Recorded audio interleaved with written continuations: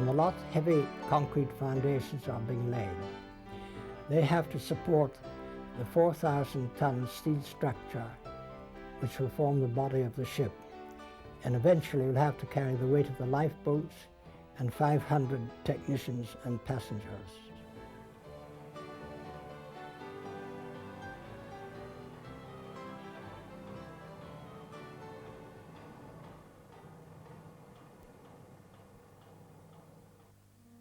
Here the painter, Alan Maley, reproduces from a photograph the painting by Norman Wilkinson, which hung over the mantelpiece in the first-class smoking room. It was prophetically called The Entrance to the New World and represented New York Harbor.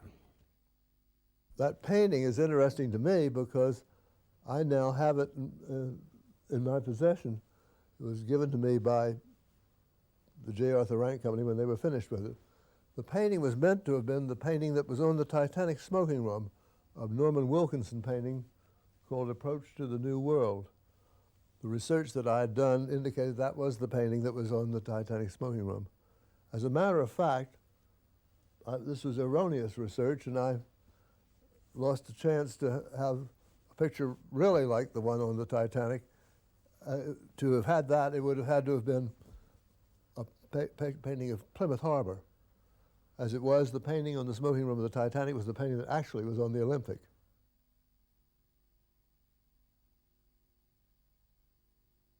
The plasterer's shop where all the moldings for the pictures were made.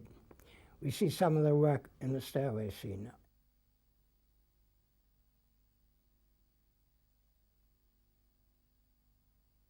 Billy Parton makes up Michael Goodliff, who plays the part of Andrews, the designer of the Titanic, who went down with the ship, standing in front of this picture. So one thing that's interesting, some things happened that he didn't expect to happen. It wasn't looking for them. Well, the sets of the lounge and the decks were on cranks, so he could push them up and make the ship look in a different condition at different times. And as they jacked the sets up at one end of it, the smoking room set began creaking. And he thought, well, this is a great sound. So it was totally inadvertent, but it looks like a one final detail that all the care in the world had been put into just to have the room even creak the way it did. It was creaking, the set was creaking, was what was happening, but it worked. And it was a very good touch.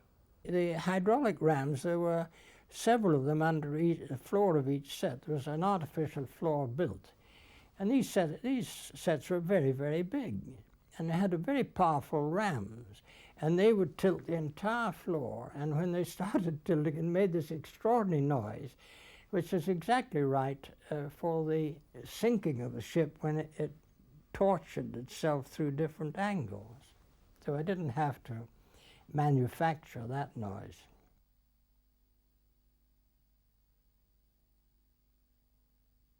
Kenneth Moore being made up as second officer Lighthauler.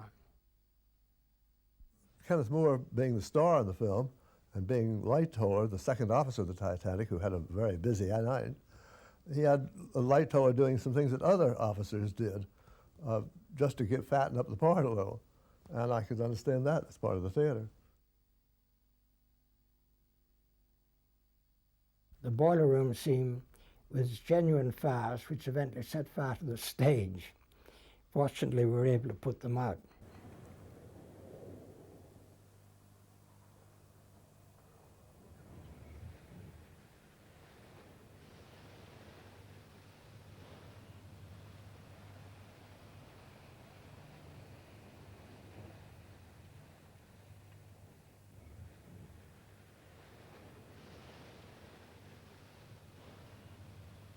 Checking on the raising and lowering of lifeboats before using them for passengers.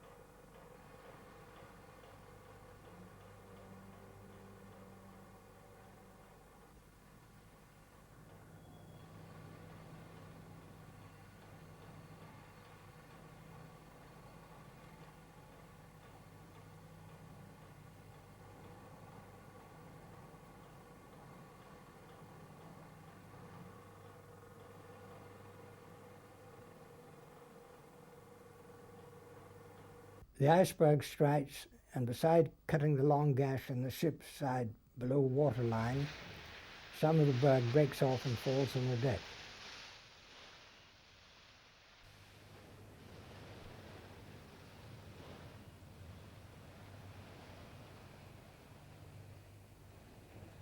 The flooding of the engine room, where the great gash opens, we had huge water containers which were released and flooded down. Actually, the shot was only for a few seconds, so a great deal of water came down. It was amusing because the fires had actually were rail fires, and they'd actually set fire to the base. And so it was lucky we had the water and dragged the hot coals out of the boilers. Outside, it is bitterly cold, and hot soup is served to the technicians.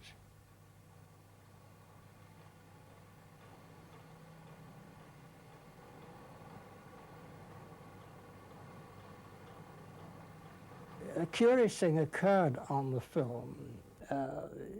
Thanks to Walter's book and the brilliant interpretation, scripting of Eric Ambler, all of the cast seemed to become part of reality. And it happens also when I was showing the film on the QE2, when the titles came up, the ship's rolling. And the ship, believe it or not, was rolling at exactly the same time. And it was quite eerie.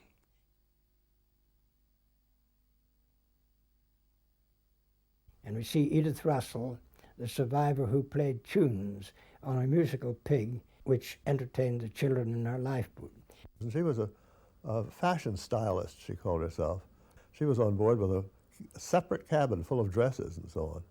The one thing she had that was of virtually no value, but which she cherished, was a little music box pig, which was a lucky symbol. She had been in an automobile accident, had survived, and her father gave her this, told her it was a lucky talisman to take it with her wherever she went. So she did. She had it on board the Titanic. When she took to the boats, she, at first, just went up by herself, dressed warmly. She suddenly remembered she did not have the pig.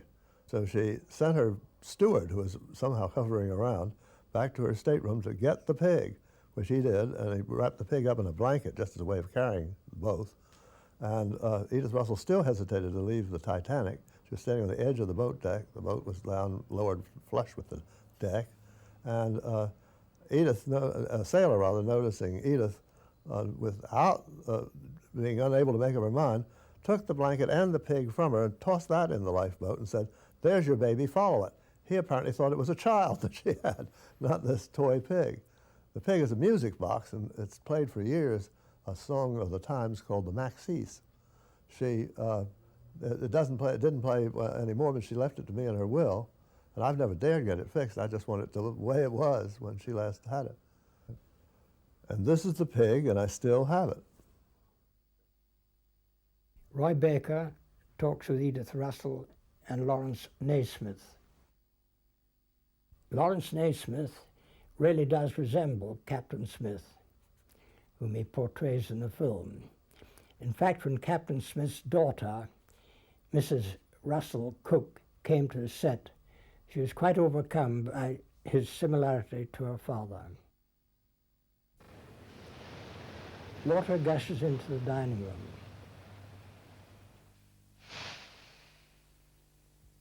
The Titanic took 2 hours and 40 minutes to sink, and during the film, great care had to be taken to see that the angle of the ship remained in perfect continuity, gradually becoming steeper throughout the picture. Outside, the ship begins its slow sinking by the bows.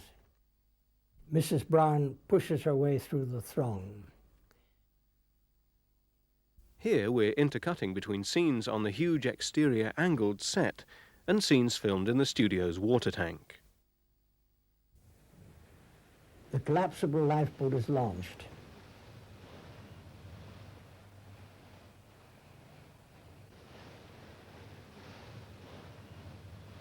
People start jumping over the side. Their fall is broken by piles of cardboard cartons arranged above the concrete base, on which the ship is built.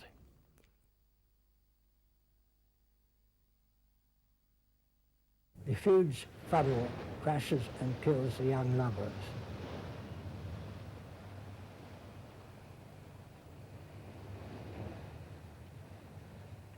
Special effects put finishing touches on the Titanic model. For continuity, the use of the port side of the real ship, the Asturias, linked with the use of only one side of the large exterior angled set, and here with the use of the Titanic model, which also was only filmed from the port side.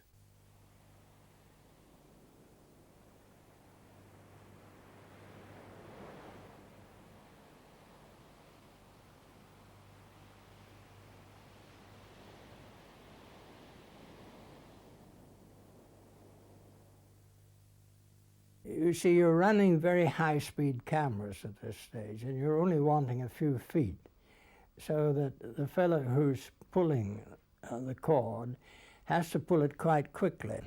I mean, what you're seeing in the model shots is warts and all. I mean, the men have to go into the water to straighten the lines out. It's a very complicated thing.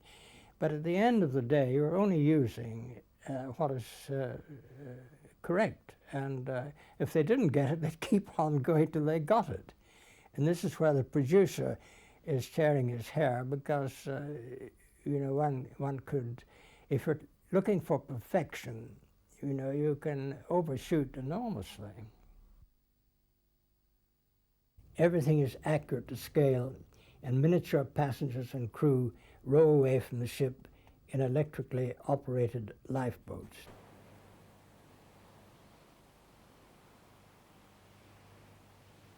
Well, the problem with using water goes back to early apothecaries, because a drop, you got your medicines in drops, because a drop maintains its size. And therefore, if you had a very small model, a drop of water would be the size of a football. So the bigger your model, the more realistic it is. And then we speed up the camera to slow down the motion. And I think this is very effectively done in the model shots. We had different sizes for different situations. But the model you see sinking is about, I suppose, 35 feet long, something like that. In one case, you see the man actually cleaning the companionway, the deck, when the water's coming in. A model that size would have been very, very big indeed. And the bow model would have been big. The model was over twice as long as the water tank was deep, so it had been constructed in sections. As the model sank, parts were successively removed from the front end, already below the surface, to enable it to sink lower and lower. In the third class, passengers locked in struggled to get out. Outside, the producers checked the preparations for the final scenes. The ship is cleared of snow from a recent fall.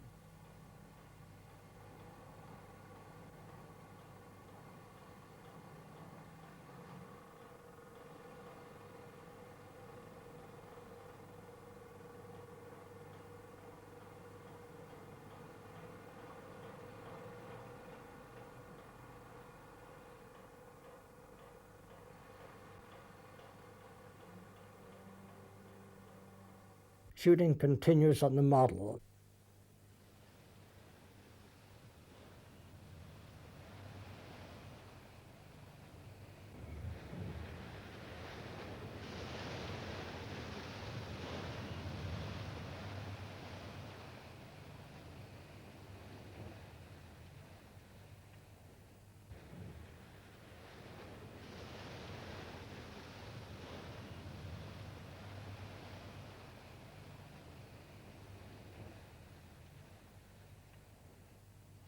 A separate model, showing the bows only, was used for these dramatic shots. The camera was attached to the model and followed it into the water, as can be seen here.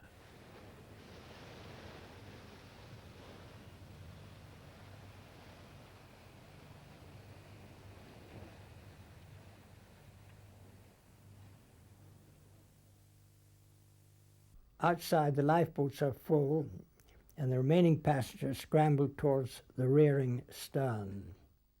I was learning film business all the time. The problem there was that an audience in a film picture, in a picture house, moving picture house, cannot keep in mind all the characters that might be in a story. There were 2,200 people on the Titanic going down that night, and it's just impossible to remember them all. At the same time, there's no index you can look up, and when you're sitting in a movie theater, you have to go at the pace of the film. So composite characters were really necessary so to keep in mind all the people, the types of people anyhow, and that seemed to me to be a perfectly valid thing to do, as long as the things that they did were things that were actually done. So I was happy to go along with that.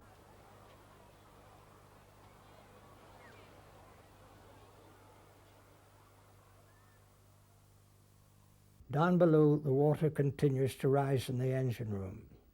This scene was shot in Cricklewood Pumping Station, London, which had similar engines to the Titanic.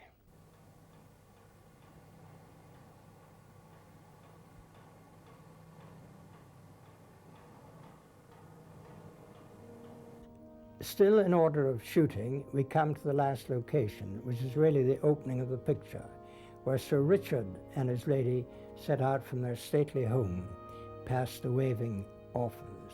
It is the final shot.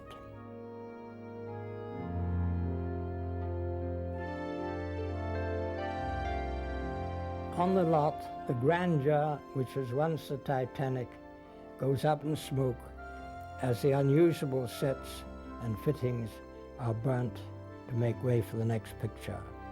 But the great concrete base remains a humble memorial to a great disaster.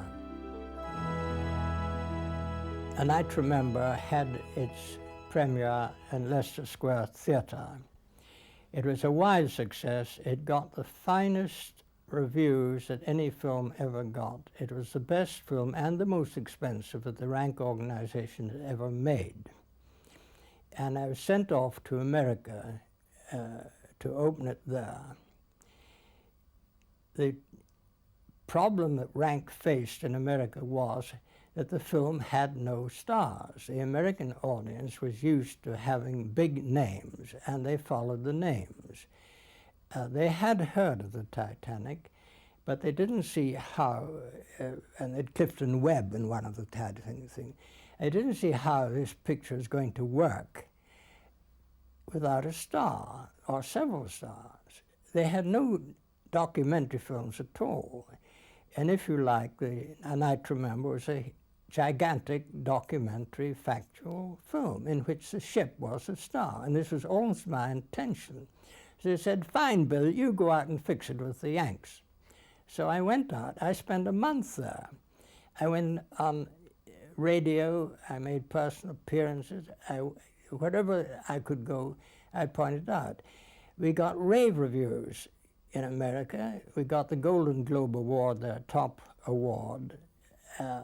And we got other awards, and Christopher Award and several others.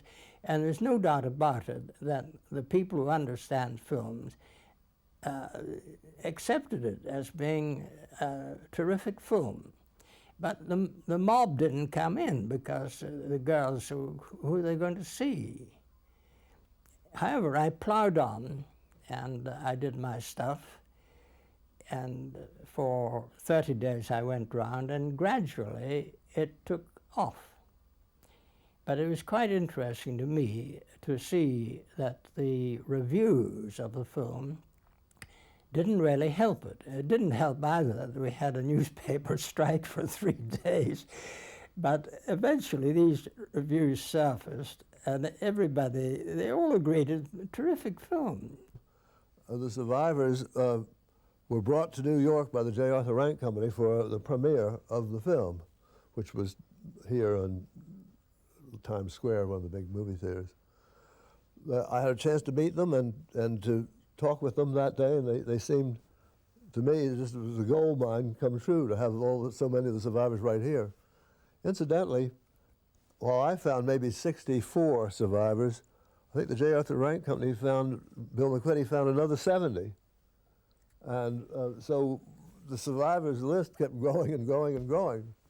And then after the film came out, still more survivors popped up. I think we must have been in touch with just about everybody by the time the film was made. One of the people who were with me throughout the picture was Captain Grattidge, captain of both Queens and captain of the Lancastrian, which went down off Cap Saint-Lazare with 3,500 men on board, all drowned. Why is that not regarded? Because these men were in a fighting area. In other disasters, the ship has not been properly taken care of. It's gone down. There are hundreds of these disasters. But the thing where the Titanic differs from all these was, she was the biggest ship in the world. She was brand new. She was never called unsinkable by Halden Wolves, but unsinkable was the pattern that followed her. And the arrogance of the people on board, the arrogance of the difference between 875 pounds and 12 pounds for a 5-day voyage. They weren't paying this extra money because they got all that difference in accommodation of food. They were paying it because they were arrogant. They traveled first class. And today many of these ships have got one class. I mean, the people in the steerage were people and should have been accepted as such. And this is coming now. Now this was the beginning. This was the end of the era of this idea that by paying money or dressing up in fancy clothes, you could be superior to someone else. I think it stands up very, very well. Particularly the end of the ship. I don't see how they managed to do it so effectively when they were just working with the studios and props. And when the bow goes, the ship goes down under the sea. It just must have been the way it was. It all came right, and the film is still running. It comes out on television, and it still has not aged. People inform me it hasn't aged. There's no way it can age because it is simply the truth. And the people are properly dressed, and it is a piece of history. But it is a film that I think has enormous audience participation. And when in America they were complaining that people were not going because there were no stars, the moment anyone went, they were convinced. And I think they came out of the cinema changed people. There were 85 survivors alive when I made the film, and I corresponded or saw 50 of them. And all of these people had this extraordinary calm attitude to life.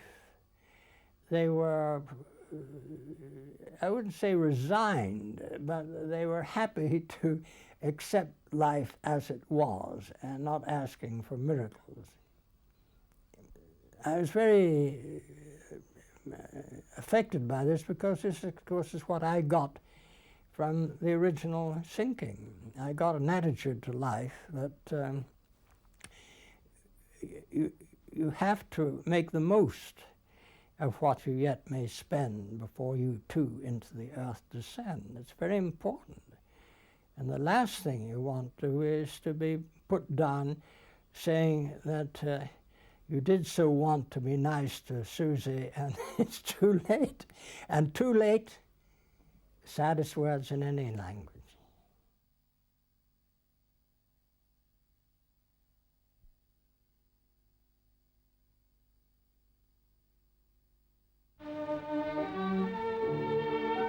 The 14th of April, 1912. A night to remember. A night when the largest, most luxurious liner of her day was speeding across the North Atlantic on her maiden voyage. No expense had been spared to make this ship a symbol of man's final victory over nature. Her first-class passengers were the very cream of society. the aristocrats from Europe and millionaires homeward bound to America. In the steerage class, everyone enjoyed their own kind of boisterous fun. Then there were the second-class passengers and the crew. 2,208 happy, confident people speeding across a flat, calm sea in a ship that everyone knew was unsinkable. Absolutely unsinkable. The ship was called the Titanic.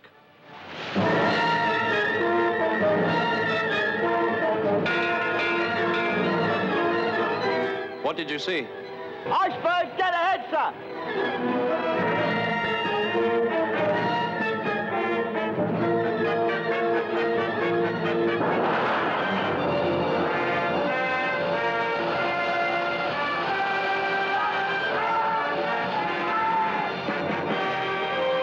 Kenneth More, whose warm, compelling sincerity holds him high in the hearts of cinema-goers all over the world, as Lightoller, the second officer on a ship whose destruction shook the very foundation of man's progress and marked the end of an era. How many people are there on board? 2,200 or more. And room in the boats for... how many? 1,200. This is the epic drama of the greatest disaster in the history of the sea. Goodbye, my dear son.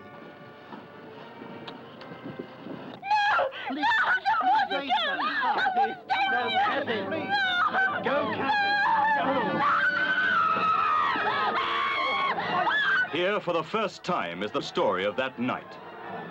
A night when 2,200 men, women, and children were faced with a terrible fact. The fact that most of them were going to die. No work of fiction could ever contain such incredible twists of fate or leave such terrible questions unanswered to haunt the mind. Why did that last ice warning never reach the captain? What happened on the ship that stopped within sight of this struggle with death, but didn't save a single life? No writer of thrillers could ever achieve such agonizing suspense. Sir! Sir! What the devil's going... Haven't you learned to knock before you come in here? It's a distress call, sir, from the Titanic. She's sinking. Carpathia, sir. She's making 17 knots and should be with us about 3:30. That'll be too late.